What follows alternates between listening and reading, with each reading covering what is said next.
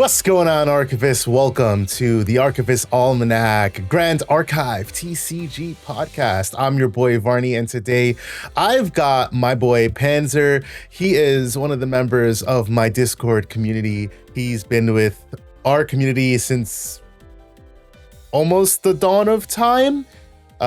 We started off playing Digimon, and he plays a shit ton of card games. Panzer, what card games do you play? Have you played? Have I played? Do we want to go down that road? Go down the road. Let's do it. All right. So I have over 2 decades of Magic. I learned to play the game around Ice Age, which is around the time I learned how to read. So card game players and reading, that doesn't go together. Yeah. I mean, I was as good at reading then as I am now as a card player. I played that with shops, and then I was aware of it, and then Pokemon came out, and I collected that, but I didn't really play it. I honestly didn't learn how to play that until I was like in my 20s. And then for any actual Magic old heads, I finally got my own like constructed deck built around Mirage, and it was a mono white banding deck, which 30 years later, no one knows how that works. It's a mechanic that never made sense and never will. Sounds about right. Picked up Yu-Gi-Oh! When that came out. I played up until late GX series, right before Light Sworns dropped, which is unfortunate because I would have loved Light Sworns, and you know me, so you know I probably would have. Continued playing Magic all the way up until Almanac.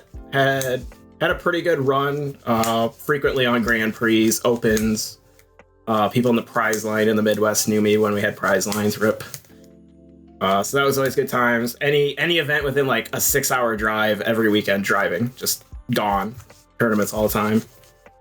So played that forever. Dabbled in like every online game. I've tried Shadowverse, Soulforge, Hex, Eternal, Shardbound, anything that comes my way. And those are always unique. I feel like you'd like a few of those since you like gimmicks. And the electronic card games are really good at having gimmicks. Oh yeah, absolutely. And then Digimon came around, and it was on my radar, but I just didn't see products, so it kind of like was fugazi for a bit. And then I think it was around like BT6, I finally started seeing stuff I could buy, and I saw a True Champ Steven video on Machinedramon versus Venomiotis, which was like the perfect pairing to get my interest because of those characters. And Machinedramon was such a good 1-for-1 of lore into card effects. I was like, all right, I'm in the game. We're going. And then, Vanguard. I did play set 1, like OG 2011 set 1. Okay. There wasn't really a scene for that because this is deep Magic country. Like, my region is so entrenched in Magic that like even Pokemon didn't have a scene until like the Rona eras, when people like the card shops are like, oh, we can make money off this. That's even crazy. My buddy who owns a card shop, he's like, I still hate the Pokemon players, but they give me so much money. I can't hate them. Yeah. Magic players hating Pokemon players is crazy because it goes the other way around too, I'm sure. He used to not touch like any other card game, and then I talked him into trying Eternal. He tried that for a really long time, but I guess there's like some beef with the community with him. And then like Lorcana became his like main thing that he does for his own personal play, but he still runs the Magic shop. Lorcana of all things. I think hates Pokemon, gets into Lorcana. Vanguard, you were a Bastion player, so I don't think you played OG because we have a bit of an age gap, so you would have been like 14. I did play OG, but more towards the end. I played like Gear Chronicle. Okay.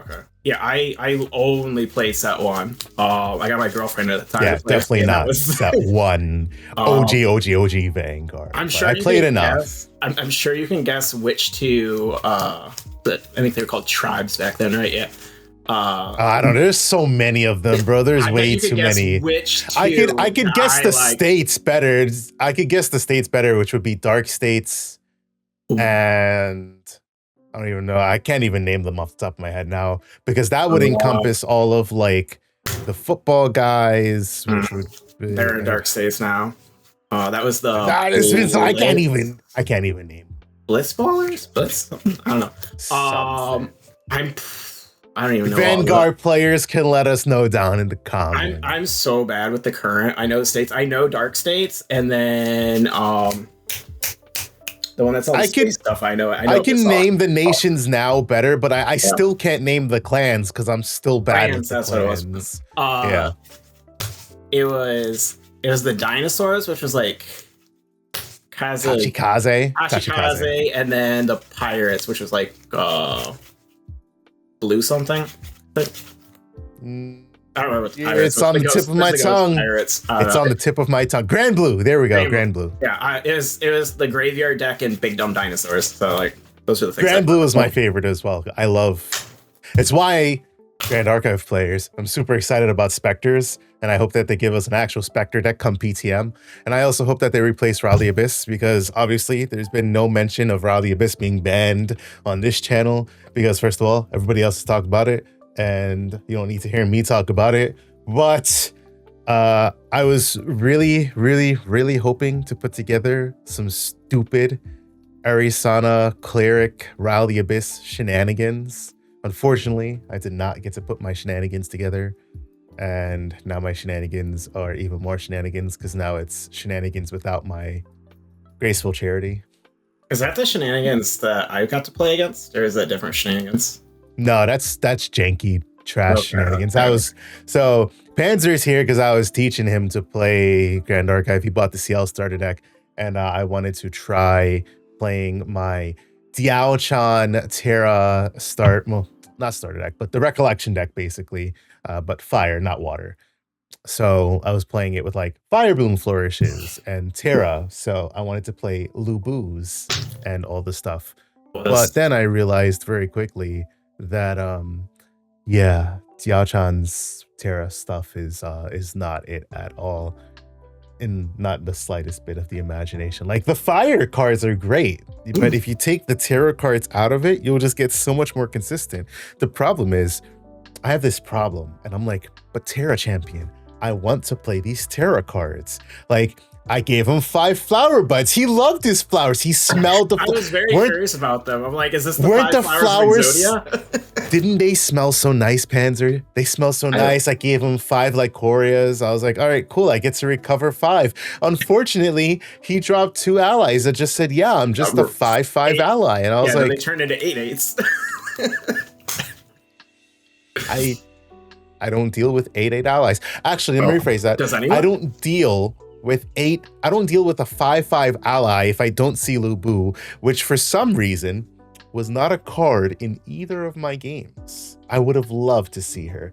Lubu Panzer is a 4/4 taunt and vigor, and then it says if it's her first attack of the turn, I can pay 2 and wake her up, so she can swing in for a total of 8 damage.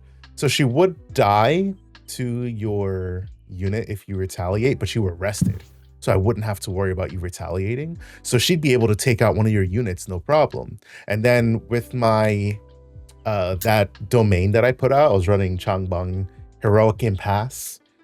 Panzer learned very quickly I was playing basically the Three Kingdoms set deck, essentially. It would have given her a buff counter, making her a 5/5, and she would have had ambush. So then I would have been able to also kill on retaliation when you swing in.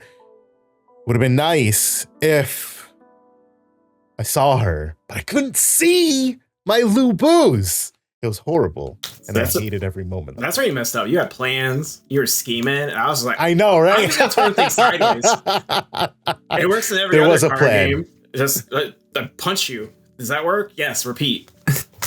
There was a plan, and unfortunately the deck said no to my plans. So as much as I would like to try keeping the deck going, I was only playing with 1 Fire Bloom Flourish. I should be playing with 4. I don't have 3, which is why I'm only playing it with 1. But I don't really know. I don't think the consistency, I'd have to buy 3 more, which means I'd have to spend like $20. I don't mind spending $20, but I have this problem with buying cards off a TCG player.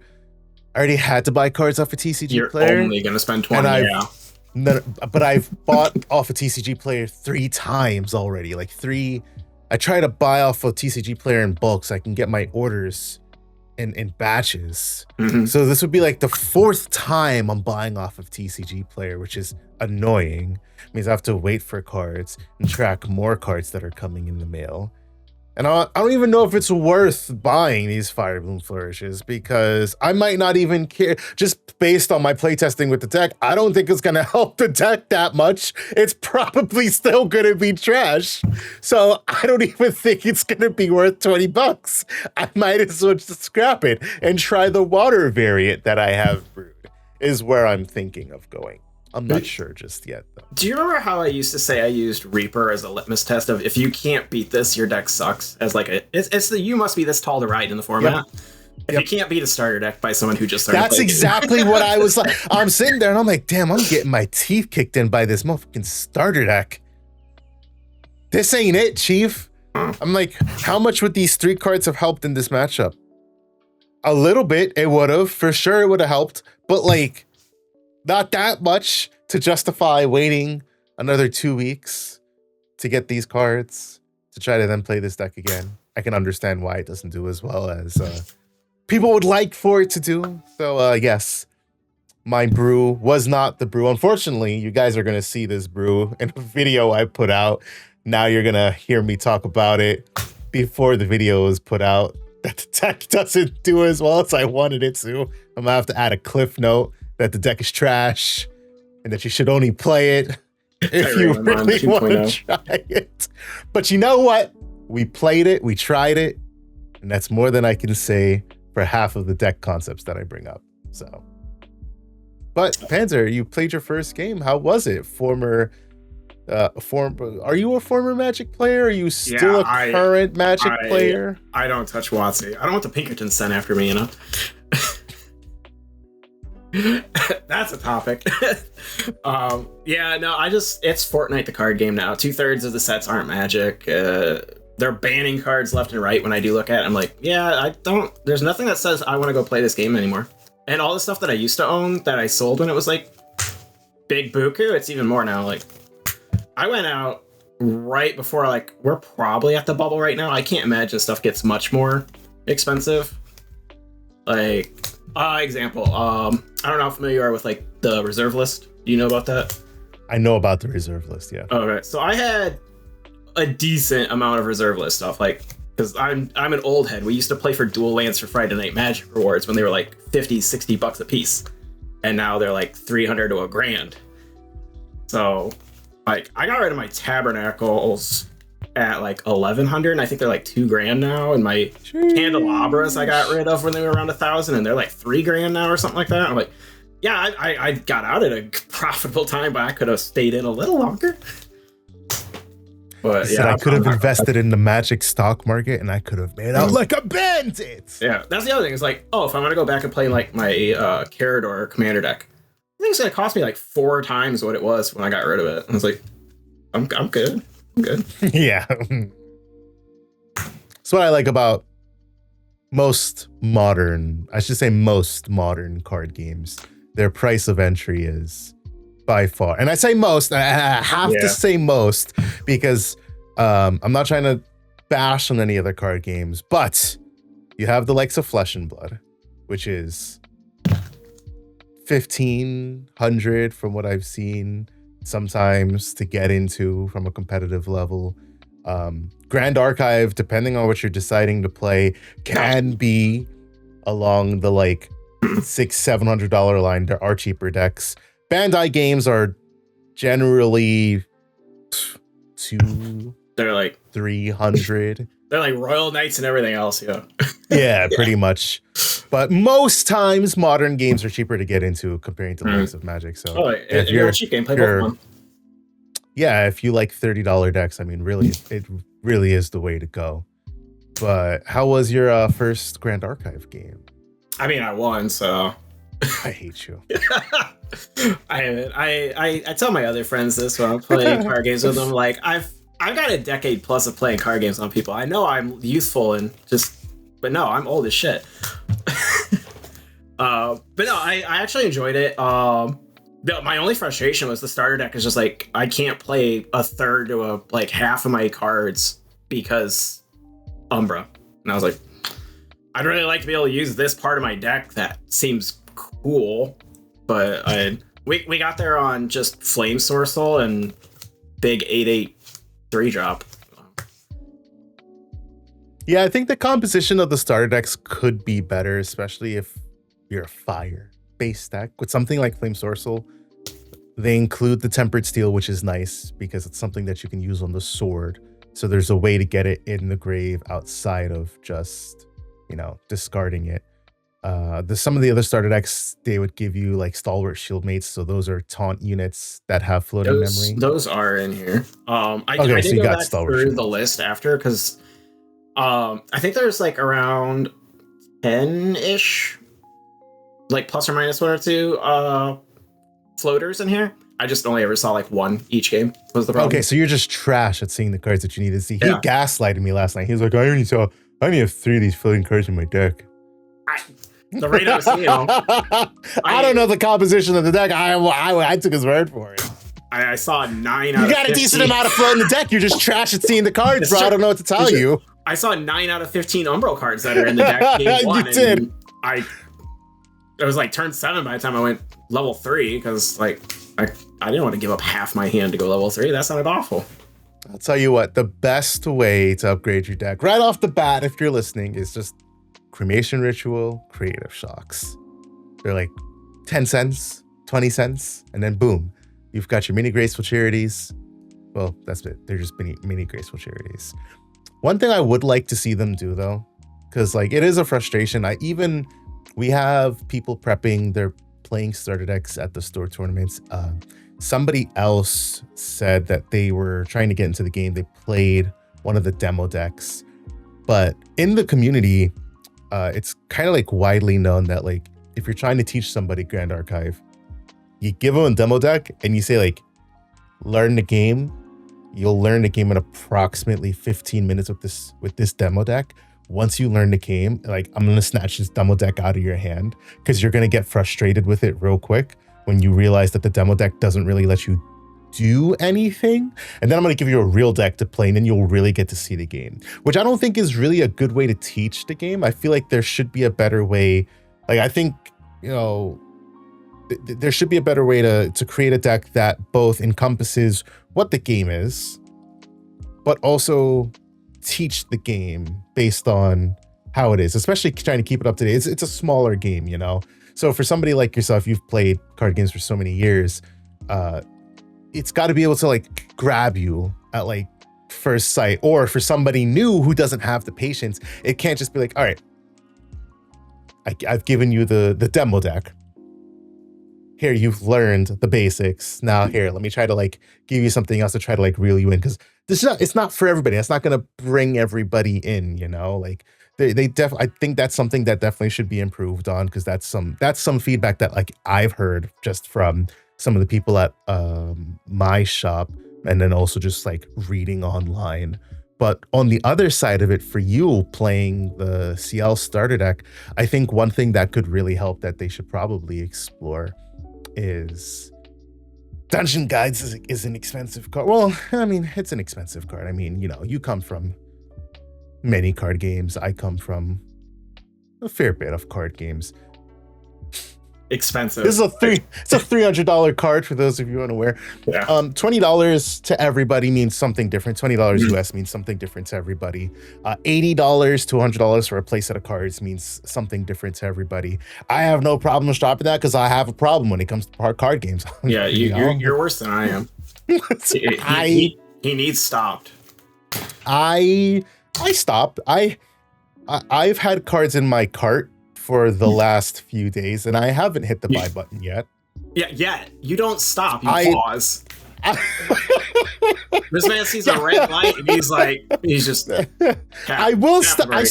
I stop at the red light. No, that's a rolling stop, sir. When there is a green light, yes, we do hit go. But something that would be nice, right? Because there's a balance to be had. It needs like an advanced deck. I feel like things like advanced decks and stuff early in a game cycle are actually good, because there aren't that many like haven't even dipped their toes in the card game players. Like I've met, maybe in the last few years, I've met like 1 or 2 people who are interested in a card game and have never actually played one. it's either they don't care or they're already in.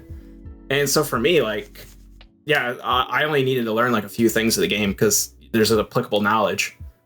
And the hook is just the resource system at this point. Like hand economy and stuff is a unique thing to play with. Otherwise, if it doesn't have something unique in like the actual game rule, what's it going to hook me from another game?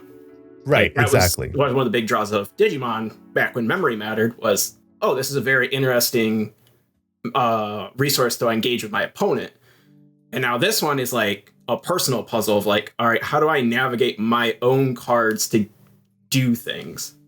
Yeah, for sure. Unfortunately, you got in, or you're getting in at a time where our current set of advanced decks, they're called recollection decks. I ordered those. They're not the best for really giving you that feel, right? So our first wave of recollection decks, they were Tristan and Sylvie. And basically, like, right out the box, you could go to locals and you could smack people up. This is straight up how they were. You could buy a couple staple cards, upgrade them how you want, and you are ready to go right out the box. But this new wave of starter decks just required you to put more cards, more time, more money into them. The seal one, I definitely looks like you need to like scrap the whole thing. It was like maybe like 9 cards out of this deck, probably like transition out of it. Like the Flame Soul, maybe a couple of starter decks. But the starter decks are generally like a bad transition point in any card game, regardless, right? Because even for Digimon, you don't pull a lot. You pull like your SRs out, and then you'll pull maybe like 2 of your rares out. Maybe you'll pull a common or 2 out, you know? So the starter decks are a bad comparison for Grand Archive anyways. But the recollection decks, for your point of the advanced decks, the Guoja and the Diaochan one that I was playing, Diaochan's best iteration of the deck is playing not the level 3 version that you get in the recollection deck. It's playing the fractal version that you were looking up, which is just none of the fractals are high rarity. It's a bunch of commons and uncommons, I believe. Yeah, that's a good thing. And then it's 2 cards. So it's Refracting Missile, which is I think another uncommon or like rare. The one that like fireballs for how many Fantasia you have? Yeah, so it's 1 plus X, where X is the amount of Fantasias you have, and then it's floating memory. And then you have Burst Asunder, which is deal 2 damage, and then sacrifice X amount of Fantasia or fractals you control, and for each fractal you sacrifice, you deal 2 damage per fractal sacrificed. So if you have like 8 fractals, you deal 18 damage. Seems like that's going to be an evergreen deck with fractals, because all I have to do is just keep printing fractals. Yeah. Which kind of interests me, because you've seen the kind of decks I play, which I think is why you said try Seal first. Because Seal's probably as close to like a graveyard deck, because banishing into my omens kind of felt like using my... Dark. And then... Mysterious. Fractals being kind of rainbowy and having a lot of tools in it would float the other side. Because I like graveyard decks because just they're fun. It's always what I've done. A lot of my like most successful runs in tournaments have all been graveyard decks, or they've been like cut your strategy into pieces, like tax decks. Which big green dude you showed me that taxes did not quite what I was doing in Magic, but similar. Vanitas, there we go. Yeah, big broly looking dude. We call that deck Horses and Taxes is what we call that deck. Yeah, Magic I played Death and Taxes, which has a lot of very cheap units that just put restrictions on effects. Like one of the big forefront ones is Thalia. She just makes non-creature things cost 1 more. Honestly, that's almost exactly how you can play Vanitas. We have a card called Blessed Clergy, which says it's a wind card because Vanitas is wind. So Blessed Clergy says, on enter, if it's imbued, target player can't play more than 2 cards during their next turn. Okay, you have wind cards that can bounce that back to hand, so you can keep replaying it. You have a card called Tithe Proclamation that says opponents can't draw, I think, more than 3 cards a turn. These are like can't draw more all than 3 effects cards a that turn. were in Death and Taxes. You have obviously there's a Censor of Restful Peace that says cards in opponents' graveyards lose all abilities. You have another card. Good. I was gonna say, if there's one like even Mind Sensor that just says you can't search more than 4 cards into your deck.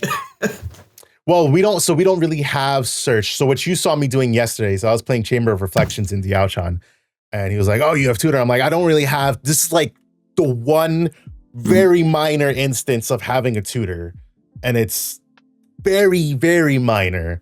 The biggest thing that we have in the game is card draw and glimpse. I actually appreciate having moved from Magic into Digimon and Gundam as well. There's no shuffling and card searching because that gets tedious. Yeah. I remember even like playing my own decks. I'm like, I'm not even gonna shuffle my deck because you know and I know I'm about to go into this thing like 3 more times. So why bother? Yeah, exactly. So I would tell you to play Vanitas because that sounds quite literally sounds. I like the Taxes deck. The Taxes deck was also like towards like I'd say it'd be like towards the peak of my performance in it when I was like actually grinding tournaments and getting really good results because it was the deck that rewards knowing the format so well because you have to know every single matchup. That's exactly. So funny you say that. That's exactly what Vanitas was. So Vanitas. All right, so let me tell you the story, and then the audience will hear it, but the audience already knows. When I went to Boston a couple weeks ago, that was the very first big event, the premier event. Boston, that was an Ascent level event. Basically, that was like, I guess you could consider it a Pro Tour equivalent in Magic, because below that is regionals, and regionals are held. Get you into a Nats for Grand Archive then? Yes. Okay. Yeah.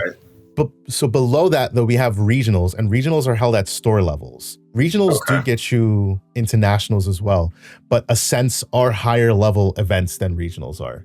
I'm not the most well versed on the entire breakdown. And I'll have to go do my research on it so I can better explain it later. So but it's more like yes. A regionals to get to a Nats and Digimon versus both, like a store championship. Both get you to Nats, but. Okay. It's like old store championships then. Yeah, but Ascents gets you like more higher quality, higher tier pricing. Like if you win an Ascent, you get these like serialized spirit cards for your placing. The Magic equivalent for this, I think at one point Grand Prix gave Pro Tour. That probably sounds about right. There was PTQs, which are Pro Tour qualifiers, and we had Grand Prix which were the big pricing ones. And I think they gave you an invite. Or they just gave you a shit ton of pro points back when points existed. And then you had the Pro Tour, which I didn't go for Pro Tour because that's like the big, I made the Pro Tour thing. I was like, I'm going to go grind the circuit to make money. Yeah, so that's probably what it's like. You can, if you top, like people, I saw Spirit being sold. Spirit sell for anywhere from as low as like, I don't know. And I ballparking as low as 3 on the very, very, very low end, upwards to like $8,000 or more.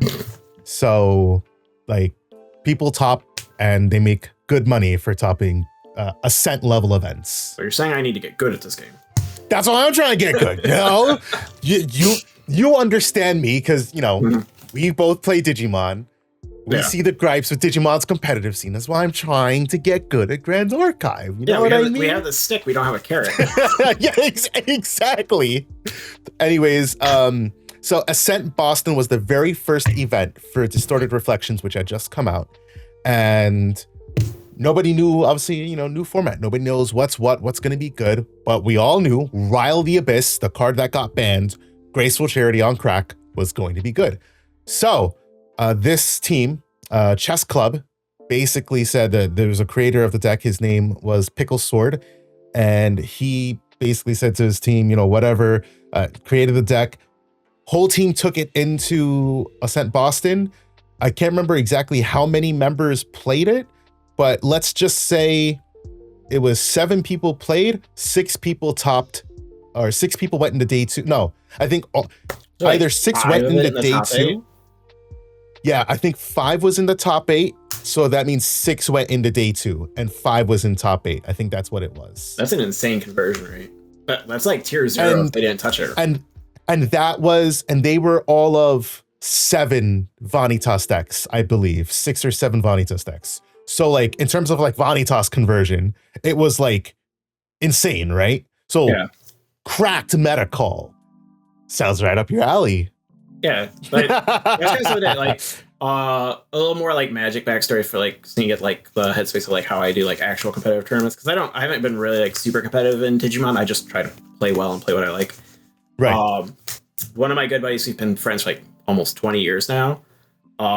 He was part of the group that pioneered a deck called Manaless Dredge, which was a huge meta call because you just don't let your opponent interact with you in any meaningful way because you don't play Magic. Well, we took that, and then a few years later, the format was starting to get into a situation again where people were doing like either like hyper fast combo with show and tell, which for those who don't know, show and tell is, hey, we're both going to put a thing into play, but your deck probably doesn't have an I win button on the spot like mine does when we do it. And then a deck called Miracles, which was a very slow, like sometimes it would just win by decking the opponent out because it just takes forever for him. And it's like, well, Dredge has been in my back pocket for a while because I also like it. And I win against Miracles like 99 out of 100. And Show and Tell can accidentally just lose the game doing their thing because the way Dredge works is when you would draw a card, if you have a Dredge card in your graveyard, you instead return that to your hand and mill whatever its Dredge number is. So the big one is 6. So instead of drawing a card, I'm just going to mill myself 6.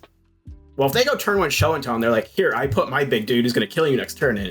And you're like, cool, I put my Dredge 6 guy into play. He's a 0/0 and just dies. I get to Dredge 6 on instead of drawing on my first turn. So they lose. And so I went to an open. I played against 4 or 5 show and tell decks. I kept dodging the Miracles player. His name is Joe Lissette, Oarsman. He was like caddy cornering me every round, just dreading it. He played against a Dredge player on camera, and this was clearly like someone loaned the person the deck because they kind of understood how to do the combo kill, but they didn't understand the deck, and you could see it from the sideboarding because they accidentally decked themselves out game 1 by messing up their combo. So they sideboarded in stuff to not deck out, and it's like that's not actually the problem. And he saw me playing it, and I was on not bury the hash or the lead. I was on my blue Dredge innovation, and like this thing was crazy enough. The room was talking about it. They did a deck tech on elves. Everyone knows elves, like woohoo. And I was like, what the hell? Like the room is literally talking about you're the guy who's playing blue Dredge. They sit down and they see me say I'll go second, and they're like, oh. So the breakthrough on this was you already ran a pretty healthy amount of blue cards in the deck just naturally for what it did. And I was like, well, we're at 8 blue cards, and you generally want like 16 for Force of Will. And then Show and Force Tell. of Will? Yeah, Force That's Force an of Will. old card game. Force of Will is pitch a blue card from your hand, counter your opponent's spell. That's a card? I'm just kidding. Yeah. And then it's like, well, Show and Tell is really big. Like everyone's on Show and Tell is trying to win right now. And there's an old ass card no one knew about called Whirlpool Rider. And what this guy did is when he enters play, you both shuffle your hand back in your deck and then draw that many cards. So if your opponent didn't turn 1 show and tell you just set up your first dredge, you say go, they turn 2 show and tell, and you're like, cool, Whirlpool Rider. I'll shuffle in 7 and I'm going to dredge, which is going to hit a dredge. So I'm going to dredge 7 different instances. So if you don't kill me here, I'm starting my turn with like 1 card left in my deck. So I just did that to everybody. They're like, show and tell. I'm like, bet. It's nasty. It is. It was like a 15-year-old common that they had to slide across the table and read and go, oh. Hey, there's a mill deck if you want to play a mill deck in GA. Self mill or opponent mill? Opponent mill. This was self mill. I mean, I guess technically there's a self mill. I mean, there's all kinds of stuff. This was like you can really go both ways. So we have a card that's banned called Icebound Slam. Why are these names all so funny? Like every card you played against me last night, like that, the name is so dramatic. I'll play Ombre Chevalier. Like this is a weeb game. Everything sounds like somebody's special attack in an anime. It's made by Weebs of the Shore. I expect nothing less. So we have a card called Icebound Slam that's currently banned. It says on attack, mill 5. And then if there are 5 or more water element cards in your grave, it gets +5 power. So it swings in for 8. And it costs it costs 7 to activate, but it has class bonus that it costs 2 less, so it costs 5. And so it's you can turn one that thing, and if you hit all of the mill, it just automatically is murdering your opponent. Yeah, it could turn 1, hit for 8. Yes. That's not okay. Yeah. That's literally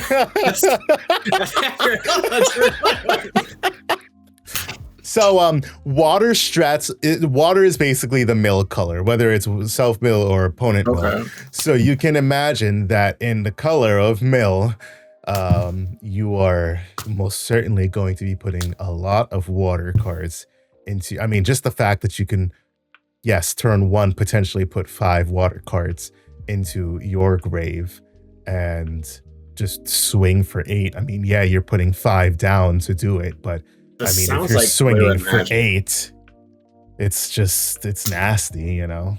Blue and Magic also had a subset of cards where getting shit in your trash was the idea. Mm-hmm. And then you'd play really, really big things, or use all those cards that you've pitched to reduce the cost on something really, really big. It kind of sounds like that, where you just like, you're self-milling yourself just to juice up one dude. Yeah, there's a fair bit of strategy. It's what I enjoy about the game. There's many different styles for everybody. You know, you're a former Magic player, so I'm sure you'll find your home as a player of many different play styles if you choose to continue down the path. Big reason I ordered more of the starter decks was just to get more. I don't know if color identity matters as much in this game. I haven't really found out. Well, all right, let me rephrase. Just like, let me rephrase. To a certain extent, yes. Here's how I would define each of the colors. Fire is the color you want to play when you're trying to generate massive value really quickly. When you just want to punch, you're either trying to punch somebody in the face extremely quickly, or you're trying to generate value to then punch somebody in the face at a slightly later stage in the game very quickly. So it tends to be like the main go-to color for level 3 decks because of Creative Shock, Cremation Ritual, because you get to draw, discard cards, Floating Memory and Trash, so you get to level up efficiently without having to banish cards from your hand while you're getting new cards to replace those cards. On the other side of the scale, you get a lot of ping damage, so you can just aggro the f out of your opponent. Water is the ultimate control color. Like, water has every negate card known to man. Water literally has the card to say no to every thing you do. Blue deck does blue things. Literally ridiculous. All right. It's like, I want to attack. No. Literally, there is literally a card that says no. I shit you to not. Let me tell you about this interaction. So it's Frostbind. I was pulling it up and it went away. So Frostbind. Oh no, it's not Frostbind. Song of Frost. I knew it had frost in it. So Song of Frost says, pulled up the wrong one. I'm so sorry. Song of Frost, if a unit is attacking and the combat phase. That's it. Oh. And then so it costs 2, right? But then it has a class bonus for a tamer. Whatever, I guess. You can banish a card with Floating Memory to pay for its reserve cost instead. Okay, whatever. The thing about ending a combat phase in GA, as the phase ends, you banish all triggers, activations, and materializations on the effect stack. So if like you and your opponent getting this back and forth on the effect stack, you could end up just saying this shit, boom, Song of Frost. Everything that you activated, boom, don't mean nothing. You lose everything. So yeah, like, there's the one that I had my deck here handy because I don't remember any of these card names. There's the one I had that just says no to all activated during an attack. It's the Guardian one. Overpowering defense. Yeah, that one's really good for Guardians. They need that. So if you have a bunch of stuff lined up in an attack, is that just trump everything? It just takes the whole stack of resolution and just goes no to everything? Is that how that works? Well, it depends. I mean, if you both pass, right? So it's like, it's a magic effect stack that both players have to pass on the last activation of an effect to start resolving, right? So like, let's say I want to do a thing. You're like, I do a thing. I do a thing. I do a thing. I do a thing. And then I go defense. Does it wipe all of your shit below it? It would wipe everything below it if I don't do something again. Okay. Right. So like if I say something, like if I do a card that says, if I play a card to say negate your overpowering defense, then you don't get your overpowering defense. On the flip side, if I do something else that doesn't say that, but like let's say I say ping for 2 damage, and then I hold opportunity and I say ping for another 2 damage, and then you pass, and then now we start resolving, you're still gonna take the 2, then you're gonna take another 2. Now you'll resolve your overpowering defense, and that will wipe this. Yeah, it just clears everything. But yeah, okay. So that's the big difference when we were trying to phrase it on if it was a stack or a chain from like Yu-Gi-Oh, because like Yu-Gi-Oh is literally like, oh yeah, no, it's a stack. You can only do like this, and then this one's literally like these are all just gonna sit here and keep going. Yeah, it's a stack, which is what I like. It's a lot to learn. That's why I say I think I would enjoy Magic if I had played it, because it seems, you know, intuitive. Yu-Gi-Oh obviously effect chain. There's a very clear difference between the effect resolution in both games. Based on how, or at least my perception on how you like kind of gimmicky decks, but I don't think you would like Fortnite the card game level. I think about Probably the time I quit, you would have enjoyed, because there were some really fun brews I had at the time. Like one of them was a brew I had with Fateful Showdown, and it was literally I do math. No. It was a really fun I do math, but it was like people didn't know what was about to happen to them while I was doing it. So there was. Hey, listen, I do math in GA right now. I hit you with the card attack that says if you take this attack, you're either, if you choose to let this attack go through, that's going to deal you 9. You could potentially take 18 instead. Okay. That's as far as my math's going to get, though. That's good. I'll tell you if it'll show down, and then I'll quit telling everyone Magic decks. This one was really cool. So it was like it was a rogue deck. It could just get there, but like control decks could kind of chew you up. It worked around a mechanic called cycling, which what it is you discard the card, and you pay whatever the cost is to cycle, and you draw a new card. That's the whole effect. And they introduced a bunch of cards that interacted with that. They're like, oh, when you cycle a card, you can pay 1, drain your opponent 2, gain 2, or make a dude, whatever. And so everyone who was trying to do it was just doing like, oh, drain you or make a dude. They just played those. And I was like, no, I'm just going to kill you in 1 turn instead. So Fateful Showdown, what it is you pitch your hand, draw that many cards, and then dome your opponent for how big your hand is.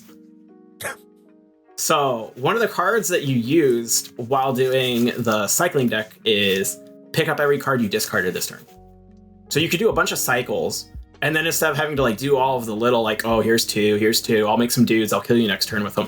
I'd be like, all right, you're at 20. All right, I pitch 8 cards, do 8 to you. I'm gonna play pick up all of my cards again, and then hit you with another Fateful. And you're that's nasty. Or I would just get 20 cards in my deck. And it got really mathy because Fateful makes you draw.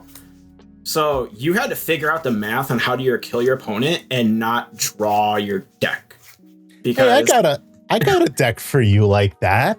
It's called Luxum. It's very slow though. It's nothing like that. Let me rephrase. Is this the guy that makes them put their whole hand in memory? Because I was going to ask you about that. Yes. Is it? Yes. Okay. I was going to ask you, who was that guy? Yeah, yes. So that's Xander. He has a card called Lightweaver's Assault. Reveal all cards in memory and then choose any amount of units and deal damage equal to the amount of cards revealed. So if you just get to generate a massive amount of influence, it puts your entire hand into your memory. Generally, the play that you want to go for is you want to activate a Lightweaver's Assault, hold priority, and then activate a Lightweaver's Assault again.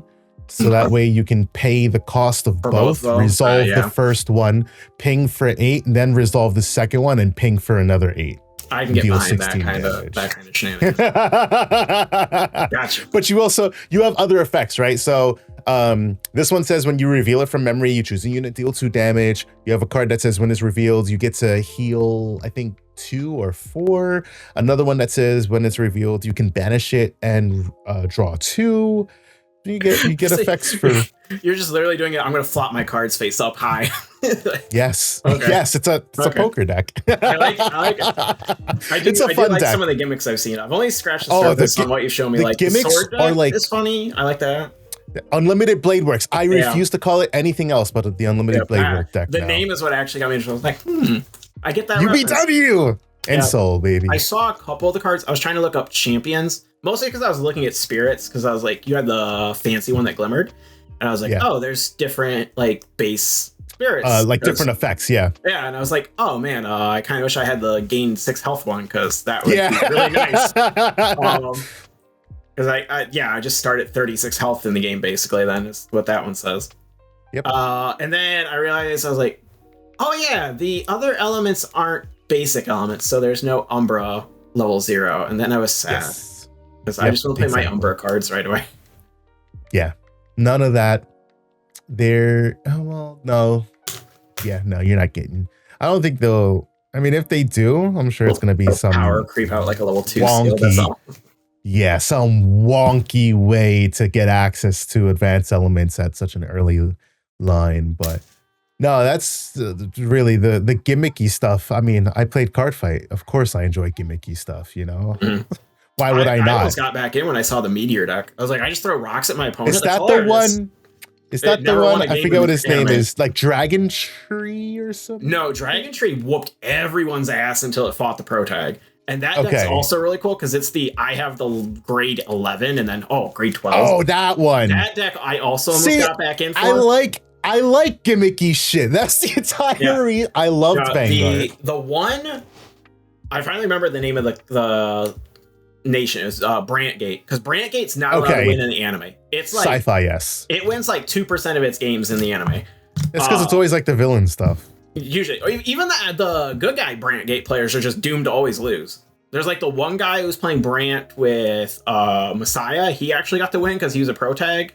Because he was a pro tag, yeah. Yeah, and then the only other time the Brantgate won was when it was like Dragon Tree playing Brantgate. Because that guy whooped everybody until he lost. Right. But no, there's one, it was Brantgate, and it's a deck full of meteor cards.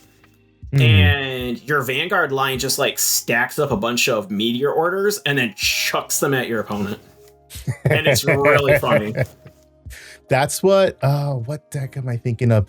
Yo, so there's something I could go on all day about this now. So we have something similar to that in GA with Arisana. So she is Astra element, so she's kind of like star in space, so to say. And you can play her as either water or wind. Wind is probably the better element because you have a card called Beseech the Wind. You have 2 cards. Beseech the Winds, which lets you materialize a card from your material deck. So really good. Just get another materialization. Whether it's your champion, so you can level up faster, or any other card, which is good. You also have a card called Fertile Grounds. So fertile. Yeah, I mean, either works, but pronunciation, guys. Fertile Grounds, which says at the beginning of your recollection, you get to summon an herb item you control, a token copy of an herb item you control.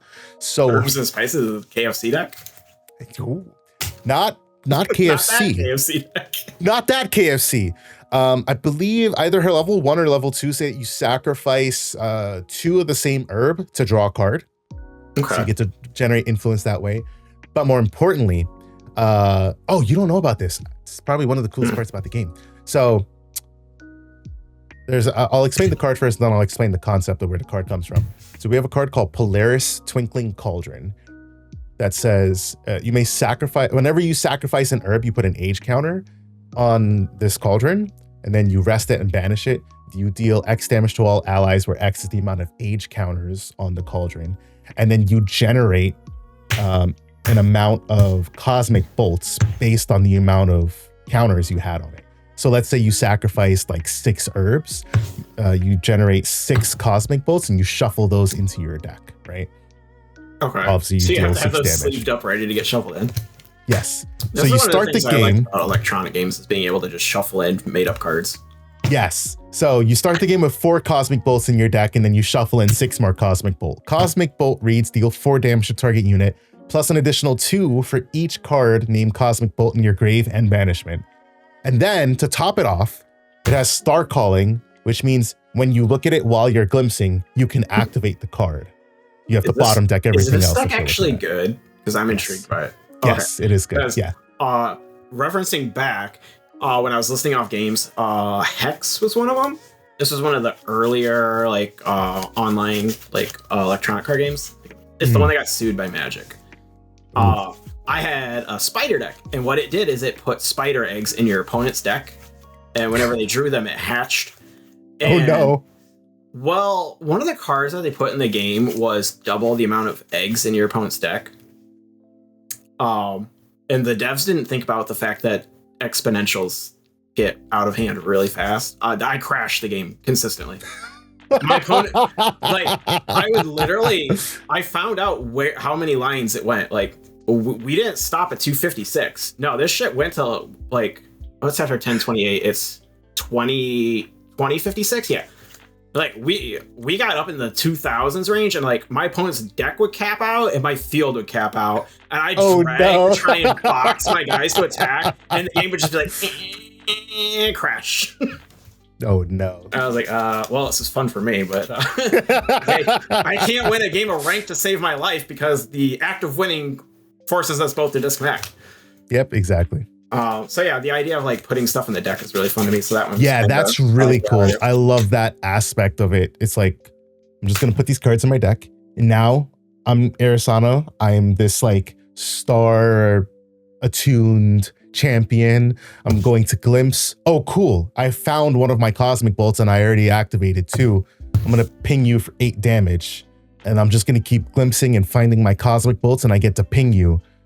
All right, you're gonna have to DM me that card's name because I'm not gonna remember any card in this game's name. You're not gonna remember any of them. Their names are just too outlandish. I'll just start sending you deck list. I forgot Tax Guy's name already. You know, I can remember Seal. His name is just Seal. No, the game is really cool. But the thing I was talking about that's really cool, and what we'll probably end podcast on is, so that card, Polaris Twinkling Cauldron, it doesn't actually come in a set. It's released as part of this thing called Proxia's Vault, which is basically a way the game developers release cards. They allow you to print out the cards and proxy them for as long as they're available in this Proxia's Vault. At some point, they choose to say, all right, cool, we're removing it from the vault and we'll give it an official release. But that's after they've went through the process of, the player pool, playing, fine-tuning, and fine-testing the cards, because they've released erratas to the cards based on how the player pool uses the cards. All right, so they're like open betaing the cards. Some of the cards, yeah. That's cool. But it also allows them to just be like, oh, wow, I feel like this deck could use a buff, or this answer needs to be in the meta. Here's this. Or Pokemon shouldn't be printed. Or Pokemon shouldn't be printed. Exactly. Yeah. So we had that for when the Graceful Charity card, Rally Abyss, before they banned it, they gave us a card called Purifying Thurible, which was a wind card that I can't pull it up now. Basically, it was a regalia item, so you had to materialize it, but you would pay X. X is the amount of cards from your hand, and then you would banish that amount of cards from your opponent's grave. Your opponent would get to choose, and then if X was greater than 3, you'd get to draw a card into memory. So it was a way to counteract some of those graveyard strats. But that wasn't a card that they made up. That was a card coming out from the next set that they just decided to release early. So once they banned this Graceful Charity, they just took it out of Proxy as well. So I was like, okay, cool. We tried it, didn't work. It's removed now, but it's just kind of cool. It's one thing I like, sort of, that, like you said, it's like an open beta for cards. So this Polaris is really cool. It used to cost 0. They made it cost 1. A lot of people hate that it cost 1, but it is cooler that it costs 1 because we have cards that easily remove 0 cost regalia. Personally, I would have preferred if this costed 1, but then it had the bonus to say it cost 1 less to materialize, so you don't have to pay any cost or something. Yeah, like a class bonus. But we have a couple cards that are in Proxia's Vault, and it's pretty cool that we get cards released this way. It's the one reason that Xander is kind of a little bit better, because his level 2, the one that you use, is in proxy as well. So on enter, he gets 2 prep counters, and then you can remove a prep counter to return a card from your grave to hand. So effectively, you get to pull back a card. Sometimes you tend not to use prep counters when you're playing Luxem, because you just have one card that says like when it's prepared, you get to draw a card, and that's typically what you'll just use to recycle, do ping attacks, and just keep going in. And you only use 1 prep counter. You don't use 2. You don't generate, and you don't use a lot of prep counters in that deck. So like that was just like a cool way of just like giving a minor buff, not a big buff, just a minor buff to the deck. So cool little things. This game's 4 or 5 sets in, right? Roughly. DOA, ALC, Mortal Ambition, DTR. 4 main sets, which means 7 total sets. 7 total, okay. Because I was wondering, because you mentioned banned cards a few times, and this is one of the things I was wondering going into the game is, if they're banning cards already, and this is where I kind of wish I would have played against like a tier deck at least with you once, just to see how badly it mollywops, is how the power progression on the game has gone. Because you also mentioned like don't get some of this older stuff because it's like garbage now, and it's like, is it garbage because it was actually garbage, or is it just that power crept? But if they're banning cards, is like, I think how's our pacing on power creep, and like I think there's a balance to be said about an indie game developer making cards, because somebody asked this on Reddit earlier today. They were asking about power creep in card games, and if power creep was a good thing, and I'm like, power creep is necessary. It's necessary. There's no way around it. Every game will power creep. It is inevitable. And if you don't power creep, the game will die. Like, it goes both ways. If you power creep, yes, the game will die. But if you don't power creep, the game will die, right? So every game developer is playing the game of how much do I power creep? And the thing is with indie game developers is walking that fine line, but even more so because you can't blast out the gates with power creep, but you also can't like come out crawling, right? And I use the example of Bandai because I think it's the perfect example. Digimon and One Piece came out, and they were like basically Digimon super slow, right? Realistically, super slow, sluggish, straight vanilla. One Piece was like a touch faster, still slow, but a touch faster. Battle Spirits came out and they acted like they hadn't developed a game ever because their set 1 meta was insane. Yeah, you couldn't finish insanity. Like crazy. And Gundam has come out and they've taken a little bit of everything, and it's not overpowered and it's also not super slow. It's got a little bit of everything.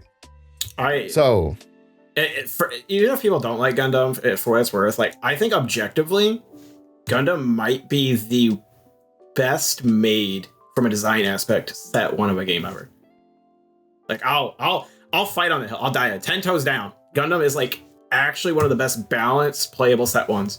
Because even the highest tier decks, their consistency rates aren't like super super high yet. They're just slightly more consistent than like a Brew. But the Brew can still just get there. Like it's not. Yeah, like I agree. Your tier 3 deck and your tier 1 deck Gulf isn't there yet. Give it a few sets in tier 3 and tier 1 are actually going to be Gulfs. They'll grow a little bit because the consistency will get there for that gap to grow. But yeah, I can agree with that. So with that in mind, for GA, the big thing is when you're considering some of the decks, like I love the idea of Tenoris. Tenoris looks like a super awesome champion. I love the idea of domains. We got some buff for what Tenoris does, but in terms of getting there and the payoff, right? Like that's like the biggest thing right now. Like one of the biggest things that plague, in my opinion, and my uneducated Grand Archive player opinion, one of the biggest thing that plagues the game is aggro decks, because aggro decks plague every game, right? Especially in like early metas, but Sometimes it feels like it's a bigger problem in this game because you just have some games where they draw the nuts, and it's like, yeah, I couldn't have an answer to that. Yeah. And it feels like I've had more games than not where it was like, oh yeah, there wasn't really a way I could have had an answer to just getting killed on turn 2 or turn 3, which is unfortunate. And it's just the way that like the game is made.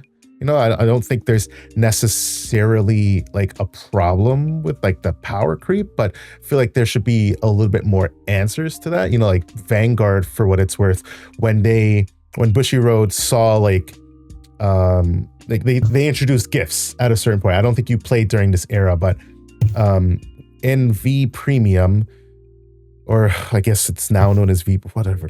They have so many different. They added Kanzengardo. I know that.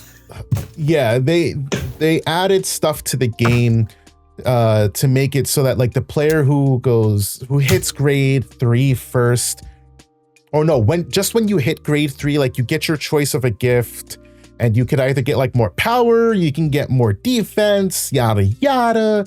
Okay. And it's to try to, you know, stave off something to break serve. Yeah. So like I can understand that. And those are like topics, not necessarily saying that's the answer, but sometimes like that stuff's worth exploring. That's why I like playing the Unlimited Bladeworks deck, because it's not a mid-range deck inherently, but it allows me to play the most mid-range strategy, because I can either really punch somebody in the face with big sword attacks, or because of these aggro decks, I have a card that just says whenever I would take non-combat damage, I can remove a durability counter from the sword, and I prevent 2 of that damage for the entire turn. That has kept me alive so much. Many decks do not have answers to that, and I love that card. It's the one reason I still play the Unlimited Bladeworks deck. So it's like, I just wish there were some more answers for aggro for more decks, because sometimes like that's what makes level 3 decks not worth playing. That's why CL being a Guardian is better, because he's got a higher health threshold, and when he gets to his level 3, he can just run you over because he has so much value, especially because he's Umbra. He can generate that value, but the same can't be said for someone like Tenoris, which is unfortunate. So I'd like to see some more movement on that part. This is a non-rotating game too, so the control elements will stack up. So it's just a point of like, can the control options keep up with the power creep of the aggro? Yeah, and water has it, but sometimes, like, you know, the decks, some of the older decks especially, I think I can't remember where I was reading it, I think it was on Discord, they put it the best. The champion designs, you know, obviously as the game developers make the game, they'll learn what works and what doesn't. They said the designs of CL and Diana have worked a lot better than the previous champion designs, and I'd have to agree. I love the Mortal Ambition set because there's one champion there I really love. His name is Jin. He's this undying. His name is Jin Undying Resolve, and he quite literally says, as long as it's not your end phase, he has immortality, which means he doesn't die. So cool. As long as you're alive, technically alive at the end of your turn, you're good. Yes, so like he has 28 health, right? So if you're at -2 and you go back up to 1 at your end step, you're good. If I hit my end step at 28 health, or at 20, and I've taken 28 damage, I will die. But if I'm in my main phase with 35 damage, I do not die. That's cool. If I'm in my main phase with 60 damage, I am still alive and in the game. So, is that all turns? Like, you can't die on your opponent's turn? Okay, so your opponent can never actually kill you as long as you have something on your turn to say about it. Yes. That's cool. You will never die until it is your end phase. That's kind of cool. Yeah, I love that. That is so awesome. But his level 1 compared to the Unlimited Bladeworks level 1 champion. The UBW champion, she says, cool, when I come into play, I get a free sword.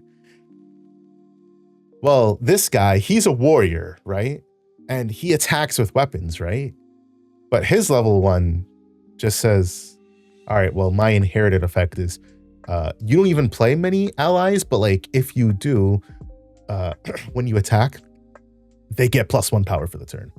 So he doesn't even get a weapon. And he has cards that let him materialize a weapon. And I know there are going to be some people who say like, that's not like the biggest problem with Jhin. That's my biggest problem with Jhin. I don't like that he doesn't get a free weapon, because when you go into his level 2, he gets on enter, when he attacks, he can wake up and he gets +1 power.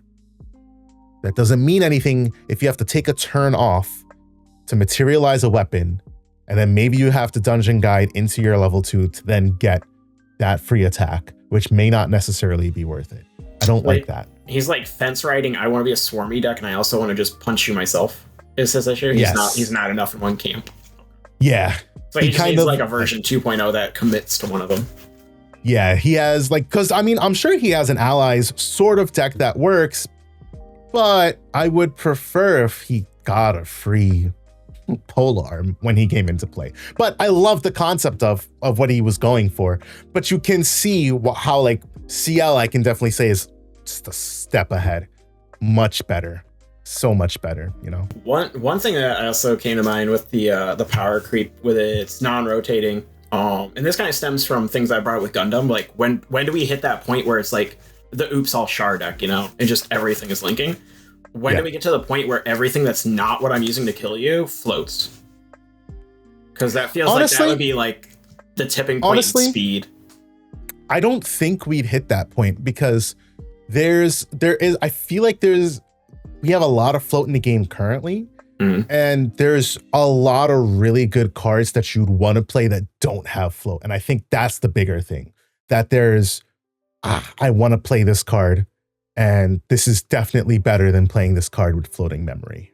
So the quantity of float is already there, but it's not the quality of the cards that float isn't. I will say that like water would be that color that would get there first, because water has a lot of cards. But I think they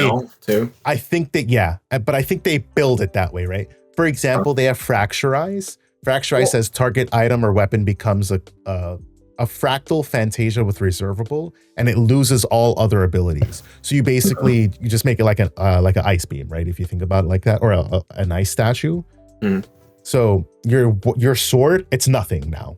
It's just this ice statue. It does have reservables, so you do give your opponent a resource, but it's not a sword. It doesn't have a power stat. If it had any abilities, it doesn't have any of that. And Fracturize has floating memory. And you have other cards like that in water, where they'll have really powerful abilities and there'll be floating memory. That genuinely makes more sense to me when like the control cards have it, just because the resource demand and keeping up answers to your opponent, because the way your hand economy is working with it, if you have to keep up hand economy and the answer, you can never break serve, like ever. So you at some point you have to be able to float so that you can actually progress a game plan. Especially if you're having to spend turns self-milling to turn on stuff. That's how I felt playing Diao-chan yesterday, because I was playing the fire version of it, and it just felt so bad, because I couldn't interact with you enough and keep a hand size. Like the only time you were interacting with me was like I ping you like 1 or 2, and then the stronghold was kind of annoying, but I was like, none of my cards are playable, so yeah. So that was like, and you know, I was playing the terror version, right? So if I went full send into like a fire aggro version, it would have been a different story. But you know, I didn't want to play a fire aggro version. So is there? So it's the terminology. It's basic elements, right? And then fire, water, and then advanced norm is the name. Yeah, basic and advanced elements. So you have norm, fire, water, wind elements. No. Or are you just one in a deck? Okay. So your deck's only ever going to be 2 elements, except for like maybe Sylvie, right? So you can run more, right? You can have Sylvie. You can have Sylvie, because Sylvie has the Spirit of Slime, which allows you to ignore elemental requirements on your slime. I think it was basic slimes when I read her, like basic element slimes. Something like that, yeah. And then you have like the Looking Glass that ignores elemental requirements on distortion cards you activate. So you can end up playing Umbra Astra distortion cards. Okay. But yes, you can effectively right now, I think technically you can have up to 3 elements active at one time, because there's a Regalia that you can banish. Actually, so technically you can have up to 4 active at one time, because there's a Regalia you can banish that gives you access to fire, water, and wind for a turn. It's not good. Yeah. So that would probably be like the next, like, all right, we're gonna turn a corner in the game is when they introduce like this guy's like Umbra something. Yeah. The cool thing is that they try to tie things into like a lore perspective. Okay. So currently the lore is leading into the next set, Phantom Monarchs. I don't want to talk about this right now, actually, because we're an hour 10 and I could keep going on about this. I want to keep this podcast long. So let's end this podcast. And if there is a next podcast with Panzer, if Panzer wants to come on the next podcast, then we'll talk about more hours. So that is it for this episode of the Archivist Almanac. Thank you guys. If you've listened this far, thank you for listening. Please do drop a like, drop a comment, letting us know what you thought and things you'd like to hear us talk about in the future, especially from Panzer, as somebody who is potentially starting his Grand Archive journey, as well as a Magic place. I'm already shoehorning him into it. Now he's got to play Grand Archive. I haven't played Magic in like 9 years. A Magic player of the past of many years, and a card game player of many years, and also subscribe so that you know when future videos come out. But thanks again for watching, and until we talk to you guys next time. Peace out. Your waifus ain't shit.